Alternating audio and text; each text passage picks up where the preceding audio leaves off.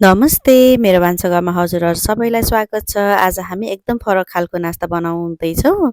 यसको नाम चाहिँ मैले रोटी ट्याकोस राखेकी छु। ट्याकोस त हजुरहरू सबैले खानुभएको छ होला, तर आज चाहिँ नेपाली जिब्रोलाई मनपर्ने खालको रोटीबाट बनेको ट्याकोस बनाउँदैछौँ। त्यसको लागि एउटा प्यान बसाल्ने, तेल तताउने अनि मसिनो गरी काटेको लसुन फुराउने, मिक्सअप राख्ने, मिक्सअप छैन भने धनियाँ राख्दा पनि हुन्छ, अनि चिल्ली फ्लेक्स पनि राख्ने, प्याज राखेर राम्रोसँग चलाउने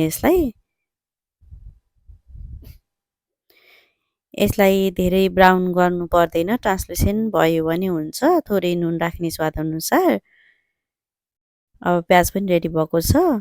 क्याप्सिकम राख्ने, जुन कलरको क्याप्सिकम लिँदाखेरि पनि हुन्छ, हरियो, पहेँलो, रातो, बिन्स राख्ने माथिबाट। मैले चाहिँ यो राजमालाई 4 सिट्ठी नुन मात्रै राखेर उमालेकी थिएँ।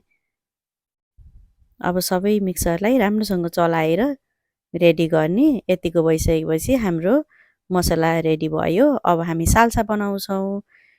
प्याज लिने, मसिनो गरी काटेको टमाटर, थोरै स्वादअनुसार नुन अनि 1 चम्चा जति कागतीको रस राखेर यसलाई राम्रोसँग मिक्स गर्ने र साइडमा राखिदिने।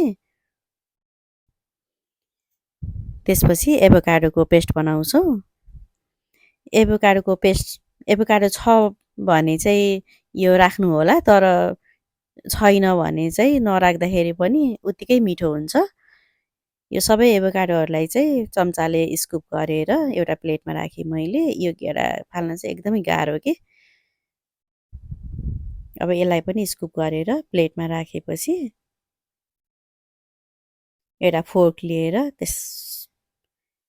यो सबैलाई म्यास गर्नुपर्छ। यो सबै एभोकाडोहरू यसरी म्यास भइसकेपछि थोरै नुन राख्छौँ र आधा चम्चा जति कागतीको रस राखेर फेरि यसलाई मिक्स गर्ने। यसपछि रेडी भयो हाम्रो एभोकाडोको पेस्ट। अब हामी रोटीलाई एसेम्बल गर्नतिर लाग्छौँ। ट्याकोसलाई एउटा रोटी लिने, बासी रोटी छ भने बासी रोटी, छैन भने रोटी बनाउँदा हुन्छ, नर्मल रोटी। मैले यहाँ चिल्ली गार्लिक सस लिएको छु, छैन भने टोमेटो केचप लिँदा पनि हुन्छ। यसलाई सबैतिर फैलाएपछि मेयोनेज राखेँ थोरै, यो पनि अप्सनल हो। यसलाई पनि फैलाएपछि हामी यसमा अघिनको बिन्स मसला मिक्स राख्छौँ 1 चम्चा जति, अनि थोरै साल्सा, अनि माथिबाट एभोकाडो पेस्ट, जेनरस अमाउन्टमा चिज राखेपछि यो ट्याकोसलाई हामी फोल्ड गर्छौँ। अर्कोतिर प्यान बसाल्ने अनि प्यानमा थोरै तेल राख्ने। तेल एकदम कम राख्दा पनि हुन्छ, जस ट्याकोसमा ब्रस गर्दा पनि हुन्छ, तर मैले चाहिँ अलि धेरै राखेकी छु। त्यसले गर्दाखेरि टेस्ट मिठो हुन्छ। अब यो ट्याकोसलाई प्यानमा राखेर सबै साइड रातो क्रिस्पी हुने गरेर पकाउने। यसरी तेल सबैतिर लगाइदिँदाखेरि चाहिँ सबै साइडमा बराबर गरेर पाक्छ।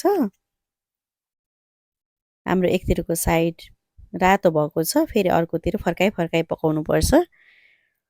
यो ट्याकोस चाहिँ एकदमै मिठो हुन्छ। हाम्रो एकदम मसला अमिलो पिरो मन पराउने जिब्रोको लागि चाहिँ यो चाहिँ बेस्ट खाजा हुन्छ। यो बच्चादेखि बुढो मान्छेसम्मलाई मनपर्छ। यसरी फर्काइ पकाउनुपर्छ। कुनै पनि एउटा इन्ग्रिडियन्ट छैन, ससहरू छैन भने टमाटरको अचार पिसेर त्यसलाई रिप्लेस गर्दाखेरि पनि हुन्छ। सबै ट्याकोसहरूलाई अघि नैको प्रोसेस फलो गर्दै पकाउँदै गर्नुपर्छ।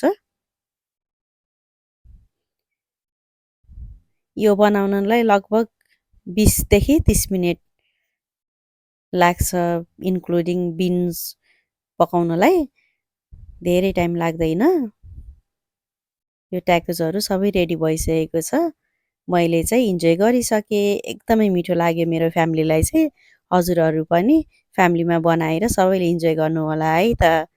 मेरो च्यानल हेरिदिनु भएकोमा हजुरलाई धेरै धेरै धन्यवाद, अनि सब्सक्राइब पनि गरिदिनु होला है। Happy cooking.